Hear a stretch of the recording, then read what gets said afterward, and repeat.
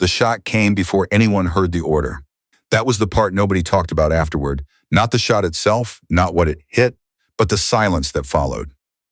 The kind of silence that only happens when a room full of people realizes all at once that they had been wrong about someone. Now, let's go back to the beginning. Fort Bragg in February is the kind of cold that doesn't care about your rank. The wind comes off the Carolina Pine Barrens flat and mean, and it finds every gap in your uniform like it's looking for something personal. Sergeant First Class Delia Marsh had been standing at the edge of the qualification range for 11 minutes before anyone from the 3rd Battalion's sniper element acknowledged. She was there. She wasn't surprised. She'd transferred in 3 weeks prior from an assignment nobody, Eddie at Bragg, had clearance to ask about. Her personnel file, what little of it anyone could access, showed she'd spent 4 years in a support role with a unit whose name appeared in 0 official publications. Her MOS on paper was 42A, Human Resources. There was a running joke in the orderly room that someone had misfiled her records. Sergeant First Class Delia Marsh, HR Specialist, standing at a long-range rifle range at SO 630 with her own spotting scope and a dope book that looked like it had been to 3 different continents, which it had the range instructor. That morning was a staff sergeant named Tibble. He was 28, had done 1 deployment to Afghanistan, and had placed 3rd in the 18 Airborne Corps marksmanship competition the previous spring. He was not a bad soldier. He was, however, the kind of man who had decided certain things about the world before the world had finished showing them to him. He looked at Marsh's qualification paperwork and handed it back without reading it. Range is closed to augmentees until 0800, he said. I'm not an augmentee. Marsh kept her voice level. I'm on orders to complete annual qual with this element. Those are signed by Colonel Devereaux. Tibble didn't look at the orders either. Colonel Devereaux isn't on this range, I am. She let that sit for a moment. Then she folded the orders back along their crease and tucked them into her left breast pocket. Then I'll wait, she said. She waited. The other shooters arrived in clusters between 0700 and 0745. They were all male, all younger than her, except one, and they all went through the same process when they noticed her. A look, a second look, a quiet comment to whoever was standing nearest. She'd been through this particular ritual so many times, it no longer registered as anything other than weather. Something you dress for and move through. Staff Sergeant Kellner, who was the element's senior NCO and the one man on the range old enough to have been humbled by something, gave her a nod when he came through. Not warm, exactly. She'd take it. Tibble called the line at 0803. Marsh stepped into the lane 3rd from the left, settled her equipment, and waited for the command. The first relay was at 500 meters, standard. She shot a 300 out of 300. Nobody said anything. The second relay was at 800. The wind had shifted during the transit between relays, and 2 of the shooters called for a cold bore reading before they engaged.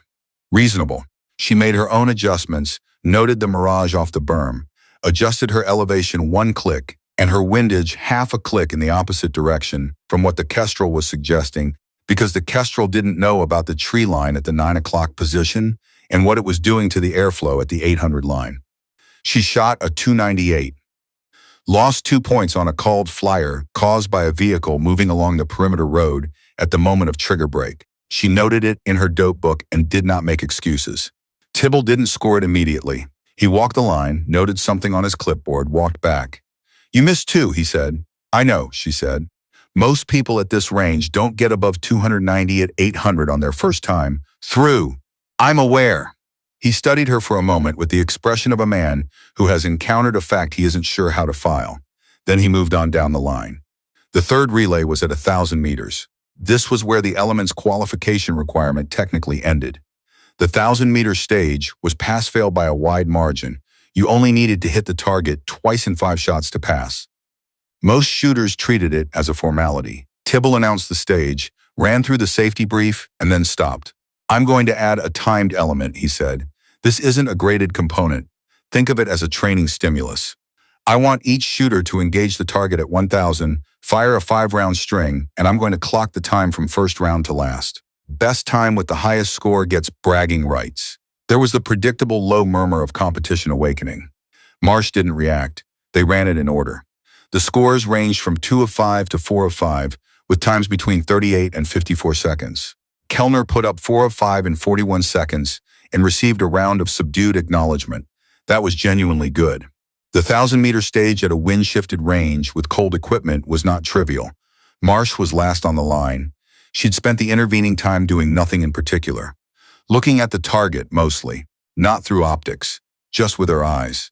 The kind of looking that isn't really seeing anything, because the data collection is finished and what's left is just confirmation. She settled into her position, went through her natural point of aim check, adjusted her bipod half an inch and went still.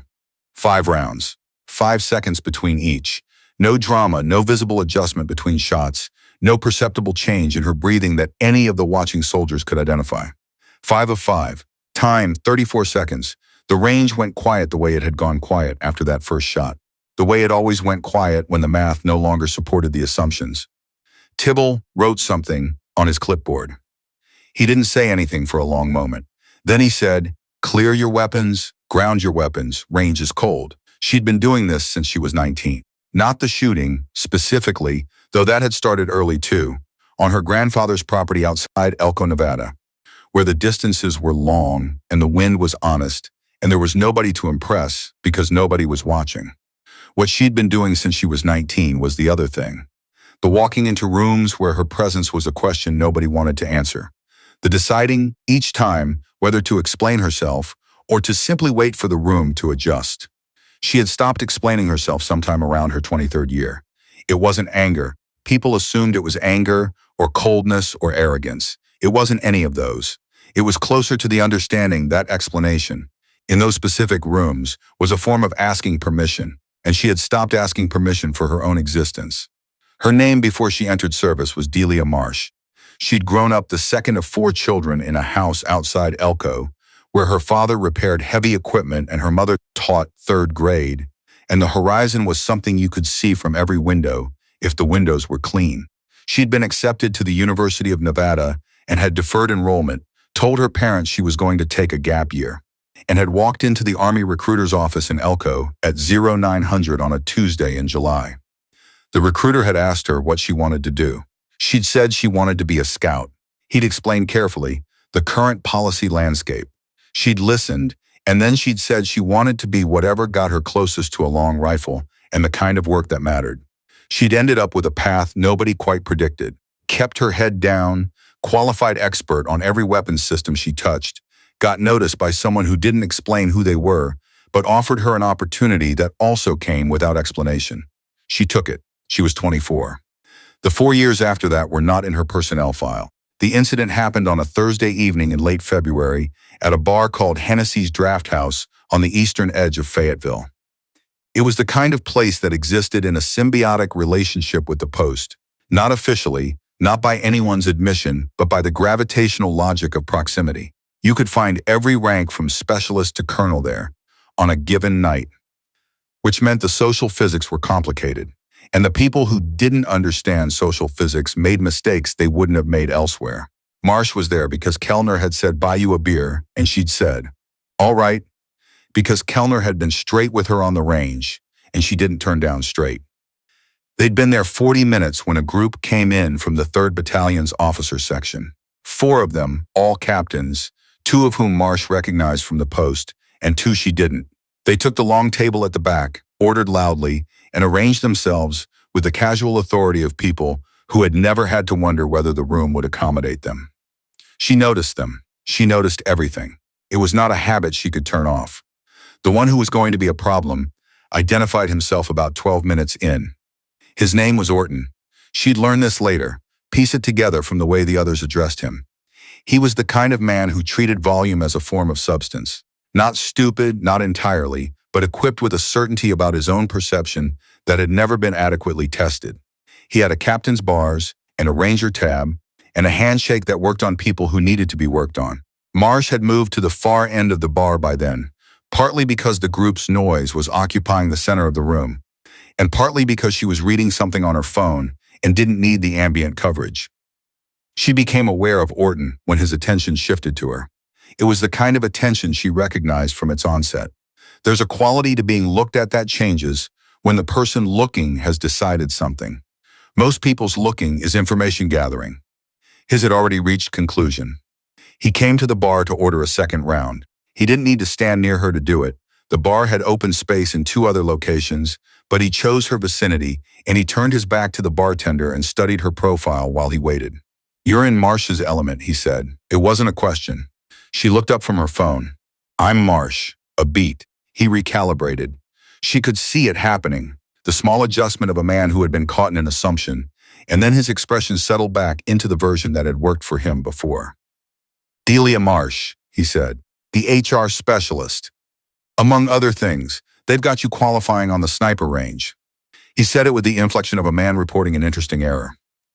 "Annual qualification," she said. "Pretty standard." "Sure." He picked up his drinks when the bartender set them down, but he didn't leave. "You know, I've got a guy in my element who just came off selection. Good shooter. He'd probably smoke you on that range." She looked at him for a moment. Then she went back to her phone. "I'm just saying, it's a different thing when there's pressure involved, when it counts." "I know what you're saying," Marsh said. She didn't look up. Orton put one of the drinks back on the bar. He leaned slightly, closing the distance by about a foot. "You know, this silent and cold thing might work in certain rooms, but it's a little off-putting in a social setting." She turned her phone face down. She looked at him directly. "I'm reading," she said. "Not being off-putting." "Right," he smiled. The smile did not reach anything useful. "What are you reading?" She didn't answer that. "You know your type," he started. "Don't," Kellner said. He'd appeared on Marsh's other side without ceremony. He was 2 inches shorter than Orton and 20 pounds lighter, but he had that quality some NCOs develop after enough time in service. The economy of a man who doesn't need space because he already occupies exactly the right amount of it. Orton looked at him. "I wasn't talking to you, Sergeant. I know you weren't." Kellner picked up his beer. He didn't move. "I was talking to you." The two of them held the moment, the way men sometimes do when neither one is sure whether the transaction will escalate or dissolve. Marsh watched the calculation happen in Orton's face. He had 4 people at his table and a room full of noise and a narrative he'd constructed about this evening, and Kellner was threatening to make it go differently. He made the wrong choice. It wasn't a full strike. It was a shove, open-handed, the flat of his palm against Marsh's shoulder as he turned back toward her. Partly redirected aggression, partly a statement. She had not been braced for it, because you don't typically brace for the thing that isn't supposed to happen. She stumbled half a step, caught the bar edge. The room shifted, not loudly. That was the part that unsettled people who told the story later. There was no shout, no crash, no immediate visible consequence. Just the sound of conversation continuing at its normal level while, at the bar, everything between those 3 people became very still. Orton had processed what he'd done before he'd finished doing it. She could see that. She could see the moment it landed, the way his face moved through something that wasn't quite regret. Because regret requires a degree of self-awareness that takes time to develop. But was its precursor. The recognition that the physics of the situation had just changed. Marsh straightened. She looked at her hand on the bar edge. She looked at Orton. "You should sit down," she said. Her voice was exactly the same as it had been the whole conversation. "Now." He sat down, not because she scared him, or not only because of that. He sat down because the tone of her voice had in it something he couldn't immediately classify. A quality that existed on the other side of anger, beyond the register where threats lived. The place where decisions had already been made. She filed the incident report at 0700 the next morning. This was not the interesting part of what followed. The interesting part was what happened in the 2 days between the filing and the point at which anyone with stars on their collar became aware of who specifically Sergeant First Class Delia Marsh was. The report moved through the standard channels. The standard channels applied the standard logic. Officer versus NCO, social situation, physical contact that could be characterized multiple ways, institutional gravity pulling toward the path of least paperwork. 2 of the 4 people at Orton's table that night gave statements that described the shove as incidental. The third gave a statement that technically described what happened, but organized the facts in a way that changed the shape of them. Marsh read the summary when it came back to her, and noted each of its omissions without comment. What she did not do was call anyone. She did not contact a lawyer. She did not speak to the press. She did not post anything on social media or send emails to people above Orton's chain of command. She did not in any visible way apply pressure. She went back to work. She ran her morning PT at 0545. She ate in the chow hall. She completed her in processing paperwork and submitted it through the appropriate channels and did her job. The people watching this happen, Kellner, and two others in her element who had started paying attention, did not fully understand what they were watching. The call came into the post on a Wednesday. It came through the protocol channels, not informal, not a back channel favor, but through the actual interagency coordination structure. The recipient was the post's senior intelligence officer, a lieutenant colonel named Ferris, who had been in his current position for 14 months and who was not, by his own assessment, easily surprised. He was surprised. The caller identified herself as a deputy section chief at an agency Ferris was read into but did not frequently interact with. She asked whether Lieutenant Colonel Ferris was aware of the current status of a personnel matter involving SFC Delia Marsh. He was. He told her so. The deputy section chief said, "Good," in the tone of someone who had already made a decision and was simply confirming her information. Then she described, in general and non-specific terms, the nature of SFC Marsh's previous assignment. She could not be specific. She was specific enough. Ferris had been in long enough to understand the grammar of what was being said to him. The specific words didn't matter.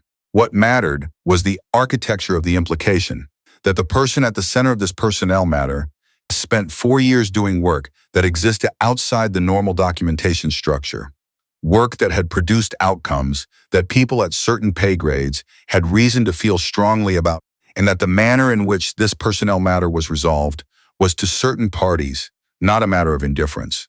He thanked the caller and sat with the phone in his hand for a moment after she hung up. Then he picked it back up and called the Post JAG officer. Orton's Article 15 was processed in 19 days. He did not, in the end, face criminal charges. The incident had not met the threshold for an assault prosecution, and Marsh had not requested it. What she had requested was documentation, accountability, the thing that required the institution to look at itself and confirm what had happened and name it. She got that. She also got something she hadn't asked for, which was the awareness, in the weeks following, that the element she'd been assigned to had begun to adjust its orientation. Not dramatically, not with speeches or public gestures. Kellner had told her in the parking lot of the PX one afternoon that he'd looked up her qual scores in the database. "The open ones," he clarified, "not whatever else is in there." "Okay," she said. "You qualified on the M107 at 1,500 meters in a crosswind at a facility I can't find a public address for." She didn't confirm or deny. She wasn't required to. Kellner nodded at the ground for a moment. "I've been doing this for 17 years, he said. "I've known two people who could make that shot. They're both better than me," she said. He looked at her. She looked back. "I doubt that," he said. 3 weeks after the Article 15, the element ran a field exercise in the Uwharrie National Forest. 4 days live fire component, culminating in a scenario designed to simulate a time-sensitive targeting problem at a distance, and under conditions the range couldn't replicate. The scenario involved 2 shooters working as a team. Kellner designated the pairings. Marsh was paired with a sergeant named Copeland, 26 years old, 2 years in the element, who had said approximately 12 words to her since her arrival, and who approached the pairing with the visible enthusiasm of a man who has been asked to do something he hasn't fully decided how to feel about. They didn't talk much on the movement to the hide site. That was fine. Good hide site selection required attention, and attention required quiet. She let him take primary on the first 2 stages. He was good. Technically sound, economical in his movement, made his adjustments quickly. She spotted for him and gave corrections when he asked for them and didn't when he didn't. On the 3rd stage, they reversed. He spotted. She shot. The scenario target appeared at an unannounced time, at an unannounced position within a designated engagement zone. Wind was sustained at 14 knots from the northwest, with intermittent gusts to 22. The distance was approximately 1,100 meters. The window was 45 seconds from first confirmed sighting. Copeland found the target, called the distance and wind. She'd already been integrating the conditions for the past 10 minutes. She made one adjustment, confirmed his call matched her math, and fired at the 20-second mark. First round hit. Copeland didn't say anything for a moment. Then he said quietly, the way people say things when they've just revised something, "Yeah, just that.